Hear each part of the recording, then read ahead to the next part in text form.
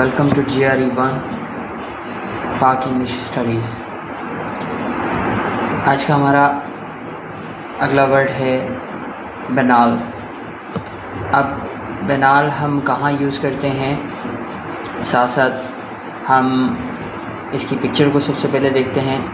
बनाल, अब यहाँ पर अगर आप पिक्चर में देखें सो ये जो बंदा है ये काफ़ी टायर्ड एक तो लग रहा है, प्लस ऐसा लग रहा है कि कुछ काम करने को नहीं है। ठीक है जी, सुस्त नज़र आ रहा है, बिल्कुल काहिल नज़र आ रहा है। सोच भी रहा है, इवन कि सोचता वही है जो फारिग होता है। ठीक है, फारिग मतलब फ्री टाइम, लेजर टाइम में ज़्यादातर लोग बिल्कुल बोरिंग फील कर रहे होते हैं। तो यहाँ पर अगर इसकी मीनिंग देखें तो ये है बोरिंग। ठीक है जी, बोरिंग। बनाल का मतलब है बोरिंग, क्योंकि because it contains nothing new and lacks originality. तो कोई भी चीज़ जो आम सी होगी, मामूली होगी, साथ साथ फरसूदा होगी, उसके लिए हम क्या यूज़ करेंगे, बनाल यूज़ करेंगे। आम चीज़ से मुराद है कि उसमें कुछ स्पेशल नहीं है। ठीक है जी। अब आप इसके निमोनिक्स को देखें यहाँ पर, बैन ऑल। अब यहाँ पर लफ्ज़ है बैन एंड देन ये आप इसको जहन में रखें, ऑल। ठीक है जी, बैन ऑल। तो यहाँ पर ये साउंड दे रहा है कि ban all those directors whose movies are बनाल। अब इसकी मीनिंग आप खुद ही समझ लें यहाँ पर कि आप उन डायरेक्टर्स को बैन करते हैं जिनकी मूवीज़ जो होती हैं बोरिंग होती है। तो समझ लें कि वो जैसा यहाँ पर इवन के बनाल की मीनिंग दी है कि जैसा किस टाइप की मूवीज़ होंगी, the same old story lines are repeated. तो मतलब वो जो चलती आ रही हैं ट्रेडिशनली इस तरह की जो मूवीज़ हैं उनको बैन कर दिया जाए। तो इसका मतलब क्योंकि वो बोरिंग है, बोरिंग। ठीक है जी। सेंटेंस है हमारे पास, because the movie's plot was banal we knew exactly how the film would end. अगला वर्ड है हमारे पास बिलाए। बिलाए, यहाँ पर आप पिक्चर में देखें आप कि ये जो हमारे पास ये गर्ल है, इसका जो चेहरा है बड़ा मासूम सा नज़र आ रहा है, और इसके इनसाइड, ठीक है, तो ये नज़र आ रहा है कि ये काफ़ी मतलब ऐसी लड़की है जो बहुत कुछ अंदर रखती है। ठीक है, कुछ करना चाहती है। ठीक है, सो इसका मतलब है कि यहाँ पिक्चर से हमें अंदाज़ा ऐसा हो रहा है कि एक शख्स जिसका जो आउटर है, ठीक है, वो डिफरेंट हो, और जो उसका इनर जो है हमारे पास, ठीक है जी, वो डिफरेंट हो। मतलब जो अंदर से हो वो बाहर से ना हो। ठीक है जी। अब यहाँ पर मीनिंग क्या है इसकी, टू गिव, यहाँ पर दे रहा है कि to give false impressions of. मतलब जब कभी भी आपका अपीयरेंस जो होगा, ठीक है जी, इम्प्रेशन होगा या अपीयरेंस, जो जाहिर सी बात है इम्प्रेशन देंगे तो अपीयरेंस आएगा। तो आपका जो अपीयरेंस या इम्प्रेशन जो बाहर का होगा वो बिल्कुल मुख्तलिफ होगा, झूठा होगा जो आपके अंदर है। तो आप यूज़ करेंगे बिलाए। ठीक है जी। यहाँ पर है इसका निमोनिक्स याद करने का। देखो यहाँ पर है बी एंड देन उसके बाद लाए। लाए झूठ को बोलते हैं, बी मतलब अगर आप इसको बी को होना रख लें, ठीक है, तो आप झूठ हो जाएं, झूठ बन जाएं। झूठ बनने से मुराद ये है कि वही जो हकीकत है वो ना हो, कुछ और ही हो। तो वही सेंस यहाँ पर आ रहा है। बिलाए हैज़ लाए, मतलब जो भी शख्स जो बिलाए होता है, जिसका बाहर कुछ और होता है, तो वो हमेशा झूठा ही होता है, क्योंकि वो छुपा के रखता है अपने आप को। सेंटेंस देखते हैं। सारिम ट्राइड टू बिलाई the fact he was lousy worker by showing up early at the office। अगला वर्ड है हमारे पास बेनिफिशेंट। अब बेनिफिशेंट इसका क्या मतलब है, यहाँ पर अगर हम यहाँ पर देखें, लोग यहाँ पर चैरिटी जो है कलेक्शन कर रहे हैं, सब्सक्रिप्शन यहाँ पर कर रहे हैं, चैरिटी की तरफ लेके जा रहे हैं। ठीक है जी। तो अगर यहाँ पर इसकी मीनिंग देखें, ये कहता है prone to doing kind and generous things. अब इसका मतलब क्या हुआ कि प्रोन का मतलब तो ऐसा हो जाता है कि एक शख्स है जो क्या कर रहा है, जिसका जो मिजाज है वो मिजाजी जो कैफियत है वो ऐसी है कि वो डाउन टू अर्थ टाइप के जो होते हैं ना लोग, उस तरह के हों। प्लस आप कुछ भी काम करें, ठीक है, काइंडनेस की मतलब आप रहमदिली के साथ करें। ठीक है, इसका मतलब अगर हम देखें, नेक और रहमदिल भी हो सकता है, प्लस मोहसिन को भी बोलते हैं, मदद करने वाला है। उसको भी आप बोल सकते हैं, ठीक है। कोई भी चीज़ होगी उसको बेनिफिसेंट बोल सकते हैं। तो अल्लाह के लिए भी हम यूज़ करते हैं ना, अल्लाह इज़ द मोस्ट बेनिफिसेंट, तो हम यूज़ कर लेते हैं ये, ठीक है जी। हमारे पास यहाँ पर है सिंपली थिंक अबाउट बेनिफिशियल। अब बेनिफिशियल यहाँ पर मीनिंग दे रहा है कि जो आपके फ़ायदे के लिए हो। समथिंग गिव्स बेनिफिट, कोई भी चीज़ जो आपको फ़ायदा देगी, या मतलब जो भी चीज़ आपको फ़ायदा देती है वो क्या होगी, बेनिफिशियल होगी आपके लिए। तो इसी तरह आप सोच लें। तो यहाँ पर है विच हेल्प पीपल, तो कोई भी चीज़ जो आपको फ़ायदा देती है प्लस आप उसमें लोगों की मदद भी करते हैं और उसमें आपको फ़ायदा हो, तो खुद ब खुद यही सेंस देना शुरू कर देगी। तो यहाँ पर आप इससे याद कर सकते हैं। अच्छा जी, यहाँ पर है sentence, my beneficent neighbour gives out meals to the poor every Sunday. इस तरह के नेक काम लोग करते रहते हैं। अगला वर्ड है हमारे पास बोल्स्टर। बोल्स्टर, अब यहाँ पर पिक्चर में आपको नज़र आए कि ये जो बंदा है, ठीक है, ये इस बंदे की मदद कर रहा है, इसको सहारा दे रहा है। क्योंकि सहारा देखें, दोनों जो हैं, मतलब ऊपर वाला जो बंदा है वो नीचे वाले बंदे को हाथ पकड़ के खींच रहा है, इसका मतलब है इसको सहारा दे रहा है, हिम्मत दे रहा है। तो यहाँ पर इसकी मीनिंग हमारे पास यही है, टू मेक समथिंग स्ट्रॉन्गर और होल्डर, मतलब आप उसको क्या करते हैं, बहादुर बनाएं प्लस स्ट्रॉन्ग करें। तो इवन इसकी मीनिंग यही आ रही है, सहारा देना, हिम्मत देना। तो बोल्स्टर हम यूज़ करते हैं हिम्मत देने को, सहारा देने को। अब यहाँ पर आप इसको याद रखें, रिलेट टू बोल्ट, ठीक है, आप बोल्ट से याद रखेंगे, यूज़ टू सपोर्ट, ठीक है जी। तो आप अगर फॉर एग्ज़ाम्पल बोल्ट होती है हमारे पास गेट में लगती है, ठीक है जी, तो उसके लिए भी आप यूज़ कर सकते हैं। सेंटेंस है हमारे पास, free tickets were given away to bolster attendance at the game. तो कभी कभार फ्री टिकट्स होते हैं, चीज़ें होती हैं फ्री की, वो आप देते हैं लोगों को ताकि जो मजमा है वो ज़्यादा है, ठीक है। तो आप उनको क्या करना चाह रहे हैं, उनको आप बोल्ड करना चाह रहे हैं, ठीक है। अटेंडेंस जो है जाहिर सी बात है उसको अच्छा करना चाहते हैं आप, उसको और ज़्यादा बढ़ाना चाहते हैं, तो उसके लिए आप ये काम कर रहे हैं। अगला वर्ड है हमारे पास बम्बास्टिक। अब बम्बास्टिक का मतलब क्या है हमारे पास, अब पिक्चर में देखें कि ये दिस गर्ल जो है हमारे पास ये वाली, ठीक है जी, ये अपने अल्फाजों से क्या कर रही हैं, इस शख्स को मतलब इन्फ्लुएंस कर रही हैं। प्लस ये जो है बंदा, ये इनके लफ्ज़ों से इसके एक्सप्रेशन नज़र आ रहे होंगे आपके, ठीक है। इसके एक्सप्रेशंस जो हैं वो काफ़ी ऐसे हैं कि जो डर भी रहा है, सहम भी रहा है। तो ऐसा शख्स जो अपने अल्फाजों से लोगों पे गालिब आए, तो आप उसको कह सकते हैं कि वो बम्बास्टिक है, ठीक है जी, क्योंकि वो लफाजी होता है, ठीक है, और साथ साथ बड़ी बातें करता है, बातों से ना काम चलाने वाला जो होता है उसको हम कह सकते हैं कि बम्बास्टिक।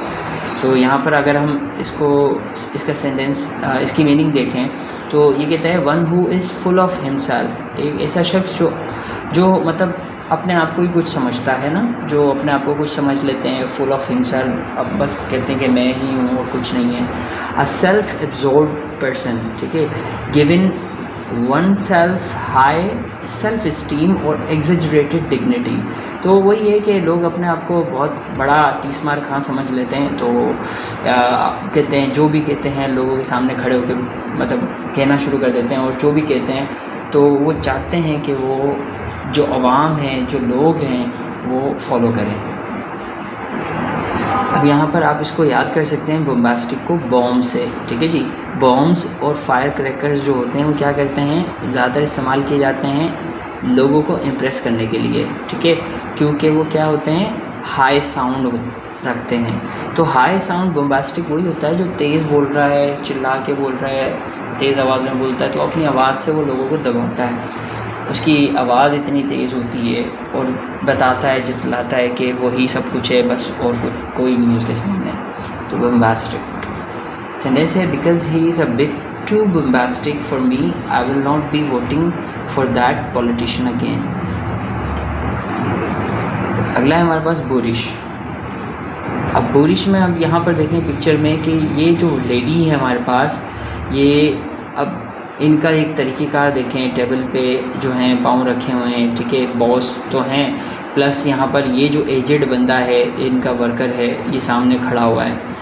तो ये एक जो इनका तरीक़ेकार है, इस तरह से जिस तरह पाँव जिस तरह से इन्होंने रखे हुए हैं यहाँ पर, ठीक है जी। सो ये बड़े अजीबोगरीब हैं, ये एक इल मैनर को शो कर रहे हैं, बैड मैनर को शो कर रहे हैं। ये आप अनएजुकेटेड तकरीबन बनने की कोशिश कर रहे हैं, ठीक है। तो अब यहाँ पर क्या है, इसकी मीनिंग बैड मैनर, ठीक है, रूड भी इसकी मीनिंग आ रही है। और इसके साथ साथ हमारे पास है इनसेंसिटिव, ठीक है जी। इनसेंसिटिव कोई भी होता है उसके लिए भी यूज़ कर सकते हैं। तो अब अगर इसको हम देखें, बोरिश कौन होता है, बोरिश इवन के बूर से भी निकला है हमारे पास वर्ड। तो इसका निमोनिक्स के साथ साथ देख लें, बूर से निकला है, ठीक है, और बूर का मतलब होता है रूड, ठीक है। और इल मैनर्ड मैंने कहा, जिस तरह के जंगली जो होते हैं, गवार होते हैं, उज्जड़ किस्म के जो लोग होते हैं, उनके लिए आप यूज़ कर सकते हैं। The comedian jokes were so vulgar and boorish that the only ones left in the audience were those who were too drunk to be offended. अगला है बर्जन। अब बर्जन के लिए अब यहाँ पर देखें, ये जो एक प्लांट है, ठीक है, ये क्या कर रहा है, सिंपली ग्रो कर रहा है, ठीक है। इसकी जिस तरह की आपको ये एक्शन नज़र आ रहा है, ये यही है कि ग्रो कर रहा है। तो इसकी मीनिंग भी वर्जन की यही है, टू ग्रो, ठीक है। और उसके साथ साथ अगली है to expand rapidly. To expand rapidly, फैलना, बहुत जल्दी से फैलना किसी चीज़ का, टू ग्रो, ठीक है, बढ़ना। साथ साथ अब इसका अगर हम थोड़ा सा निमोनिक्स देखें, ठीक है, और इसको जानने की कोशिश करें, बर्जोन इस तरह का साउंड कर रहा है जैसा कि बल्ज। अब बल्ज का मतलब क्या होता है,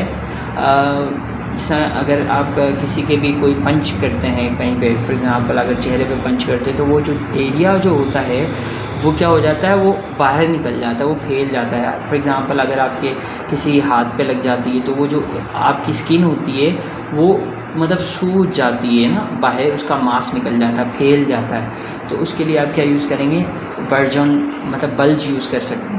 वहाँ के लिए ये वाला जो वर्ड है ये यूज़ होगा, लेकिन यहाँ पर वो फैलने के सेंस में यूज़ हो रहा है, और यहाँ पर बर्जन भी फैलने के सेंस में यूज़ हो रहा है, ठीक है। तो यही इसकी मीनिंग है याद करने की। अच्छा जी, as car prices go down, car dealers are expecting sales to burgeon, ठीक है जी। तो ये हमारे पास बर्जन यूज़ हो गया। अगला है बर्निश। अब बर्निश यहाँ पर देखें, ये जो टूल है, ये टूल का काम होता है पॉलिशिंग करना, ठीक है। तो और ये ऑलमोस्ट यही काम हो रहा है यहाँ पर कि इस जो प्लेट है, इस दस्तरी की क्या की जा रही है, पॉलिश किया जा रहा है, इसको फर्निश किया जा रहा है। और इसकी मीनिंग भी यही है, टू पॉलिश, ठीक है। साथ साथ है टू मेक स्मूथ और शाइनी, चमकाना, इसका मतलब होता है चमकाना। और साथ साथ आप धात को धात से जब रगड़ के चमकाते हैं, उसके लिए भी आप बर्निश यूज़ कर सकते हैं। अब आप याद रखें बर्निश को वर्निश के साथ, ठीक है। वर्निश भी क्या होता है, चमक धमक के लिए इस होती है। वर्निश साथ साथ आपने देखा होगा टेबल वगैरह के अंदर एक वैक्स इस्तेमाल होती है, जब जैसे ही वो वैक्स आप लगाते हैं टेबल पे तो आपकी टेबल चमक जाती है, ठीक है। और साथ साथ आपके शूज़ वगैरह के लिए भी आप यूज़ करते हैं वैक्स। ज़्यादातर ये लकड़ी वगैरह वुडन चीज़ों के को चमकाने के लिए होती है। सेंटेंस है, Richard is forever attempting to burnish his reputation so that he can advance his position within our company. अगला वर्ड है हमारे पास बट्रेस। अब बट्रेस यहाँ पर देखें, ये जो कैसल है, ये कैसल का एक गेट है, ठीक है। ये जो आपको ये जो डार्क कलर में आपको जो नज़र आ रहा है, ये कैसल का गेट है। और ये जो जितने ये डार्क नहीं हो रहे, जो ये सारे के सारे क्या हैं, ये बट्रेसेस हैं, ये बट्रेसेस कहलाएंगे। फ्लाइंग जैसा यहाँ पर शो किया गया है कि ये बट्रेस है। अब बट्रेस का क्या मतलब होता है, यहाँ पर देखें, इसका मतलब है सपोर्ट।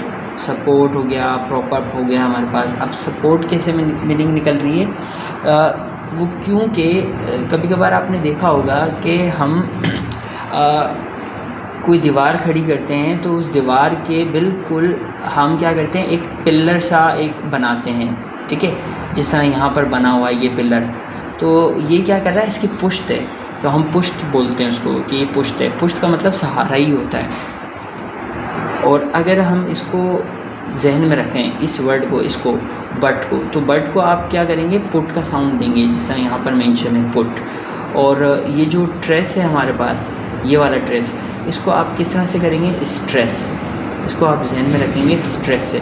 सो अब दोनों को अगर आप मिलाएंगे तो ये बनेगा पुट स्ट्रेस, पुट स्ट्रेस। तो आप जब भी किसी चीज़ पे पुट स्ट्रेस डालेंगे, ज़ोर डालेंगे ना, तो क्या होगा, उसको सपोर्ट चाहिए होगी, तो जाहिर सी बात है वो सपोर्ट के लिए यूज़ किया जाएगा, for support at back.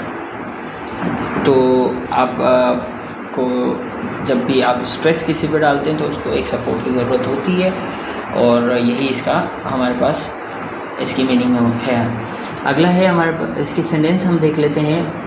For over 2 centuries the United State constitution has been buttress for the government. अब हमारा लास्ट वर्ड है कैकाफनी।